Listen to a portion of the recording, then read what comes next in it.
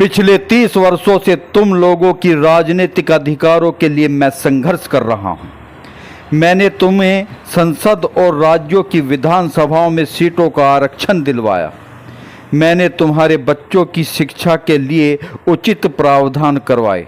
आज हम प्रगति कर सकते हैं। अब यह तुम्हारा कर्तव्य है कि शैक्षणिक, आर्थिक और सामाजिक गैर बराबरी को दूर करने हेतु एकजुट होकर इस संघर्ष को जारी रखें। इस उद्देश्य की प्राप्ति के लिए तुम्हें हर प्रकार की कुर्बानी के लिए तैयार रहना होगा, यहाँ तक कि खून बहाने के लिए भी। यदि कोई तुम्हें अपने महल में बुलाता है तो स्वेच्छा से जाओ, लेकिन अपनी झोपड़ी में आग लगा के नहीं। यदि वह राजा किसी दिन आपसे झगड़ता है और आपको अपने महल से बाहर धकेल देता है, उस समय तुम कहाँ जाओगे? यदि तुम अपने आप को बेचना चाहते हो तो बेचो, लेकिन किसी भी हालत में अपने संगठन को बर्बाद होने की कीमत पर नहीं। मुझे दूसरों से कोई खतरा नहीं है, लेकिन मैं अपने लोगों से ही खतरा महसूस कर रहा हूँ, अपने समर्थकों से।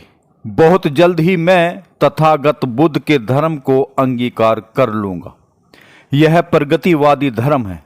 यह समानता, स्वतंत्रता एवं बंधुत्व पर आधारित है। मैं इस धर्म को बहुत सालों के प्रयासों के बाद खोज पाया हूँ। अब मैं जल्द ही बौद्धिस्ट बन जाऊँगा।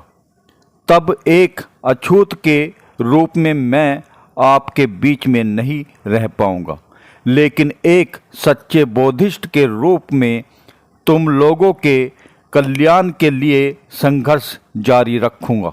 मैं तुम्हें अपने साथ बौद्धिस्ट बनाने के लिए नहीं कहूँ, क्योंकि मैं आपको अंधभक्त नहीं बनाना चाहता, परंतु जिन्हें इस महान धर्म की शरण में आने की तमन्ना है वे बौद्ध धर्म अंगीकार कर सकते हैं, जिससे वे इस धर्म में दृढ़ विश्वास के साथ रहें और बौद्धाचरण का अनुसरण करें। भूमिहीन मजदूरों से। मैं ग्राम में रहने वाले भूमिहीन मजदूरों के लिए काफ़ी चिंतित हूँ। मैं उनके लिए ज़्यादा कुछ नहीं कर पाया हूँ। मैं उनकी दुख तकलीफ़ों को नज़रअंदाज नहीं कर पा रहा हूँ।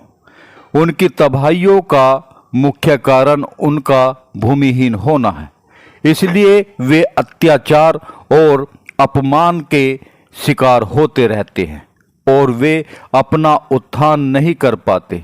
मैं उनके लिए संघर्ष करूंगा।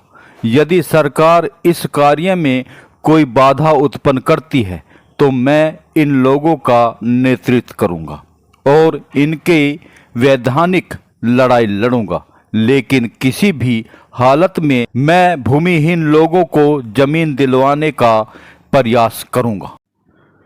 शासकीय कर्मचारियों से। हमारे समाज की शिक्षा में कुछ प्रगति हुई है। शिक्षा प्राप्त करके कुछ लोग उच्च पदों पर पहुंच गए हैं, परंतु इन पढ़े लिखे लोगों ने मुझे धोखा दिया है।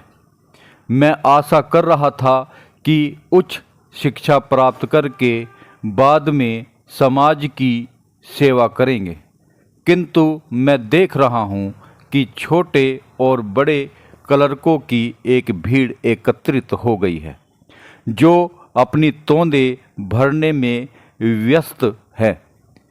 मेरा आग्रह है कि जो लोग शासकीय सेवाओं में नियोजित हैं, उनका कर्तव्य है कि वे अपने वेतन का 20% भाग यानी कि 5% स्वेच्छा से समाज सेवा के कार्य हेतु दे, तथा तभी समग्र समाज प्रगति कर सकेगा।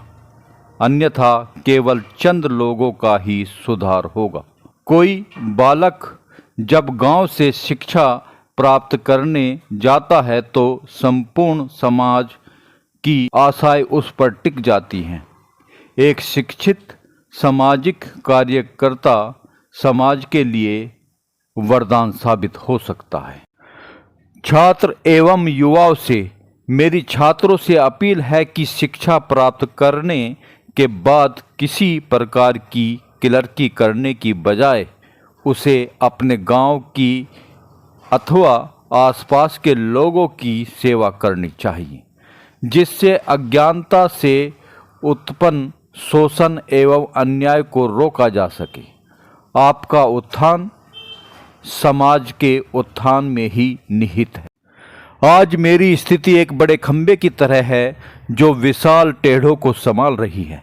मैं उस समय के लिए चिंतित हूँ कि जब यह खंबा अपनी जगह नहीं रहेगा, मेरा स्वास्थ्य ठीक नहीं रहता है।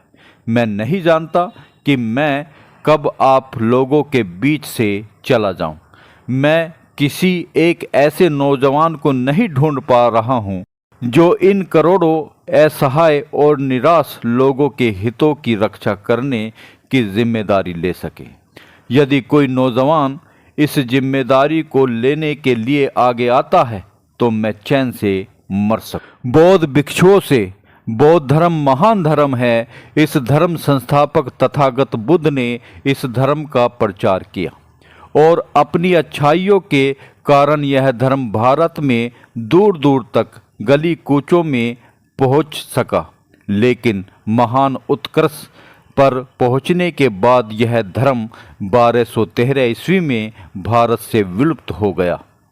इसके कई कारण हो सकते हैं। एक प्रमुख कारण यह भी है कि बौद्ध भिक्षु विलासतापूर्ण एवं आराम तलब जिंदगी जीने के आदी हो गए थे।